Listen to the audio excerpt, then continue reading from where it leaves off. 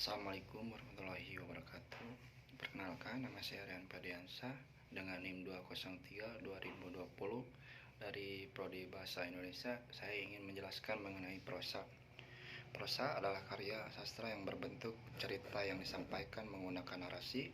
Penulisan prosa menggambarkan bentuk, monolog, dan dialog.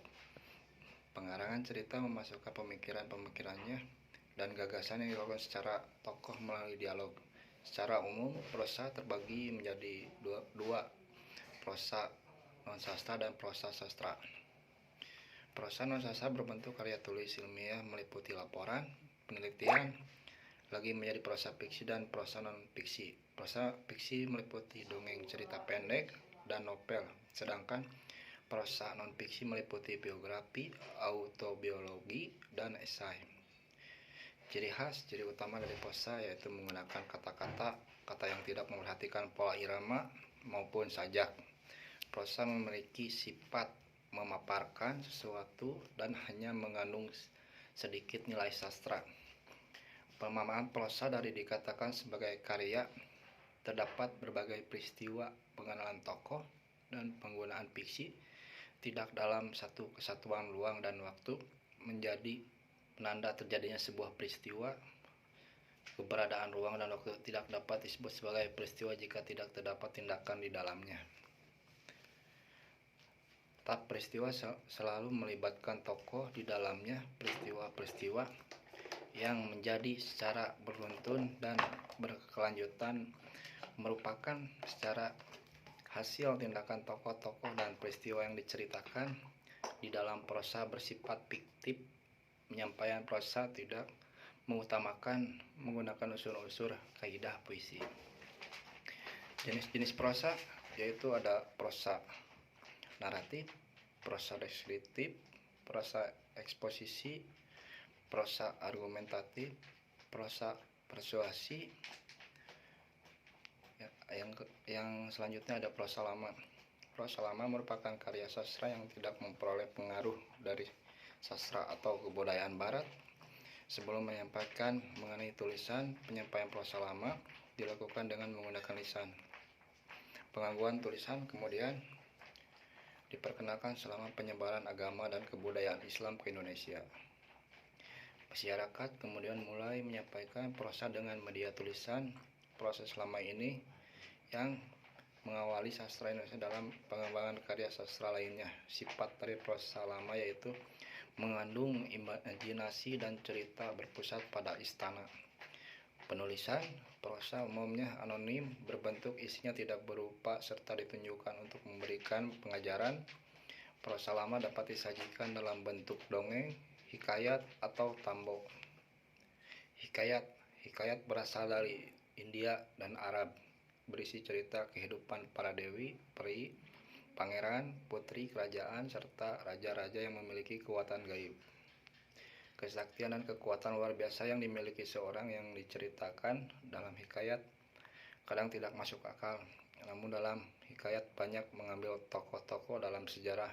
Contoh hikayat Hang Tuah, Kabayan, Si Pitung, hikayat Si Miskin, hikayat Indra Bangsawan, hikayat Panji Semirang, hikayat Raja Budiman. Sejarah tambo adalah salah satu bentuk prosa lama yang berisikan cerita yang diambil dari suatu peristiwa sejarah.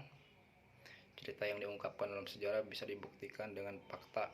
Selain bisa dibuktikan dengan fakta, peristiwa sejarah juga berisikan silsilah raja-raja. Sejarah yang berisikan silsilah raja ini ditulis oleh para sastrawan masyarakat lama. Contoh sejarah Melayu karya Datuk Bendahara Paduka Raja alias Tun Sri Lanang yang ditulis tahun 1612.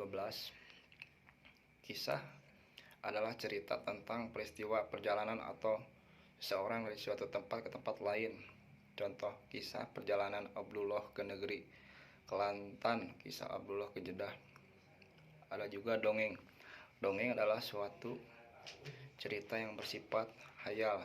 Perkembangan dongeng terjadi di dalam masyarakat lama. Kisah-kisah di dalam dongeng masih dapat diterapkan pada masyarakat modern. Dongeng sendiri banyak ragamnya, yaitu sebagai berikut. Ada fabel, ada mite atau mitos, legenda, sage, parabel, dongeng jenaka. Fabel adalah cerita lama yang mentokohkan binatang sebagai lambang penjelasan moral, bisa pula disebut sebagai cerita binatang. Contohnya si kancil dan buaya, kancil dengan harimau, hikayat pelatuk, jenaka, kancil dengan lembu, burung gagak dan serigala, burung bangau dengan ketam, siput dan burung cenawi, dan lain-lain. Mite atau mitos adalah cerita yang berhubungan dengan kebanyakan terhadap sesuatu benda, dengan kepercayaan terhadap suatu benda itu yang dipercaya mempunyai kekuatan gaib. Contohnya Nyai Roro Kidul, Ki Ageng Salo, dongeng tentang gerhana, dongeng tentara, terjadinya padi, harimau jadi dia, penelitian kelabai, dan lain-lain. Legenda adalah cerita lama yang mengisikan tentang riwayat terjadinya suatu tempat atau wilayah. Contoh legenda Banyuwangi, Tangkuban Perahu, dan lainnya. Sage adalah cerita lama yang berhubungan dengan sejarah yang menceritakan keberanian, kepahlawanan, kesaktian, dan keajaiban seseorang. Contohnya yaitu adalah Calon Arang, Ciwanara, Airlangga, Panji Semaradana, dan lain-lain. Parabel adalah cerita rekaan yang mengambil sikap moral atau keagamaan dengan menggunakan ibarat atau perbandingan. Contoh kisah para nabi, hikayat Baya Budiman, Bahaya Gawinata, dan lain-lain. Dongeng jenaka adalah cerita tentang tingkah laku orang bodoh, malas, atau cerdik, dan masing-masing dilukiskan secara humor atau Pak Pardil, lebay, malang, Pak Belalang, Abu Nawas, dan lain-lain. Cerita berbingkai adalah cerita yang di dalam terdapat cerita lagi yang ditutur oleh pelaku. Cerita yang ditutur oleh pelakunya, contoh 1001 Malam. Bentuk prosa baru adalah karangan prosa yang timbul setelah mendapatkan pengaruh sastra atau budaya barat. Bentuk-bentuk prosa baru adalah sebagai ada roman. Roman adalah bentuk prosa yang mengisikan kehidupan pelaku utama dengan segala suka duka. Dalam roman, melakukan utama sering menceritakan mulai dari masa kanak-kanak sampai dewasa, bahkan sampai meninggal dunia. Roman mengungkapkan adat atau aspek kehidupan suatu masyarakat secara detail, menyeluruh, alur, bercabang-cabang, banyak diagresi.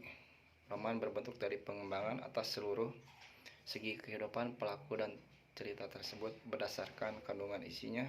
Roman dibelakang atas bermacam-macam, antara lain sebagai roman tradisi dan berkembang. Contohnya latar berkembang oleh Sultan Takdir alias Sabana dan Asuha oleh Abdul Muiz, Darah Muda oleh Adi Negoro.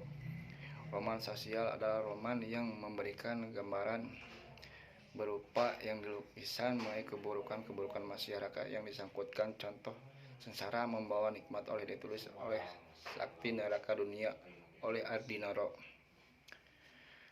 Roman sejarah yaitu roman yang isinya dijalin berdasarkan fakta histori, peristiwa sejarah, dan kehidupan.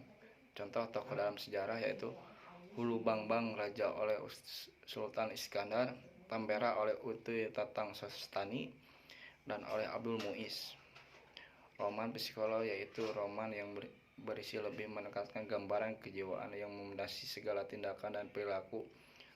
Contohnya utama kata hendak menjadi lembu oleh Nur Sultan Iskandar, belenggu oleh Amijin Panek.